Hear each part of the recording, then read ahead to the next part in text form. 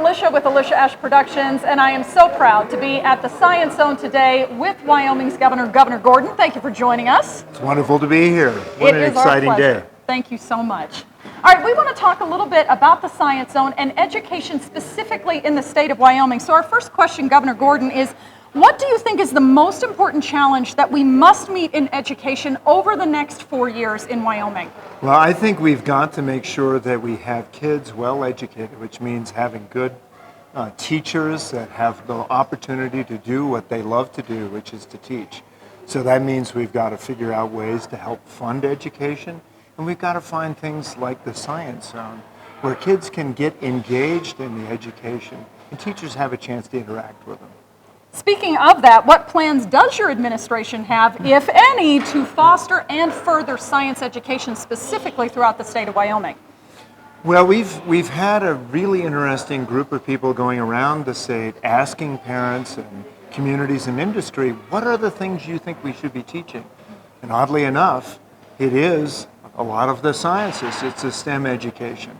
And so we're really looking at helping to build out that curriculum and finding ways to do a better job of assessing that. One of the real concerns I've had has been that our science education has been so much around who did what, when, and how. It's more like history, as opposed to the empirical study of here's what happens, how do I analyze it, what's the critical piece that I need to look at. So more hands-on is what you're thinking needs to happen.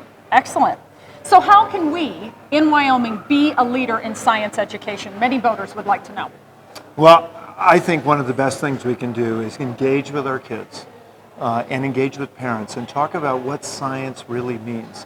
The fact that Wyoming has done so well when you think about geology, when you think about climate, when you think about animal husbandry, when you think about genetics, all of these things are all science related, and they're part of our ag industry, they're part of our energy industry, and they're really part of our nation's future, not only just Wyoming's. Excellent. So do you support the Science Zone and other educational establishments that promote science and really this hands-on learning outside of the classroom? Oh, absolutely. In fact, one of my biggest frustrations has been whenever we see eclipses, instead of saying, here's the safe way to witness and experience that eclipse, we often go inside and watch a video and close all the curtains.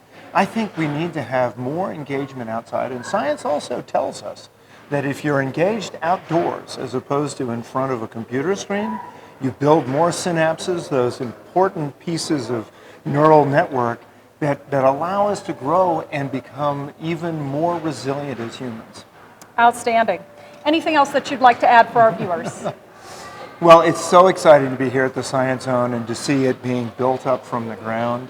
So yes, come down to the Science Zone, go outside, see what's out there, and just enjoy this great, wonderful world we live in.